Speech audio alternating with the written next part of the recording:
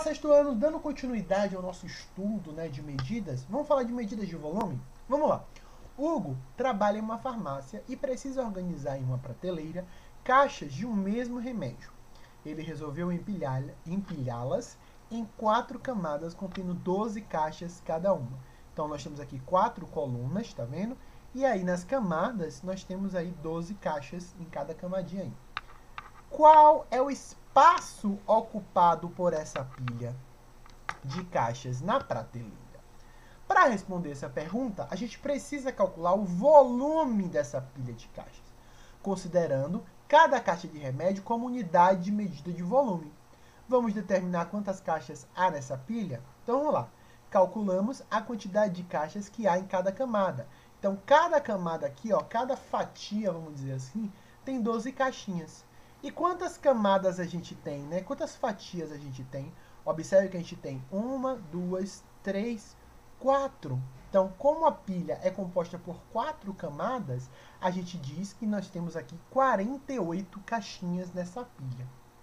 Portanto, o espaço ocupado por essas pilhas de caixa, ou seja, seu volume, é igual a 48 caixas de remédio. Porque a gente está levando em consideração que a unidade de volume é a caixa de remédio.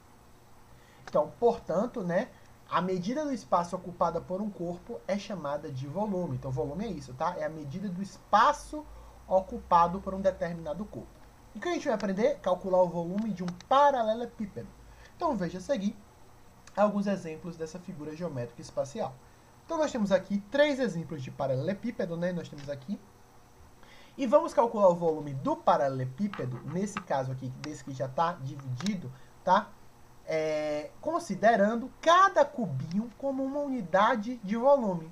Então, qual é o volume dessa pilha aqui de cubinhos?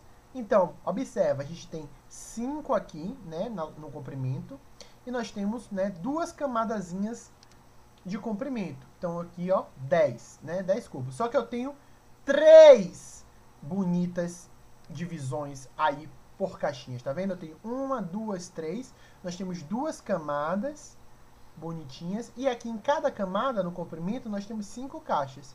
Então, multiplicando comprimento, largura e altura, a gente vai achar justamente o volume do paralelepípedo. Então, a medida da área de um paralelepípedo vai ser a multiplicação do comprimento vezes a largura vezes a altura. Nesse caso aqui, ó, eu tenho no meu comprimento 5 vezes a minha largura dá 2, né? Meu bonitinho aqui. E minha altura nós temos 3. Então, 5 vezes 2, 10 vezes 3, 30. Então, a gente tem 30 cubinhos aqui nessa pilha. Significa dizer que o volume desse paralelepípedo são 30 cubinhos. Tá bom?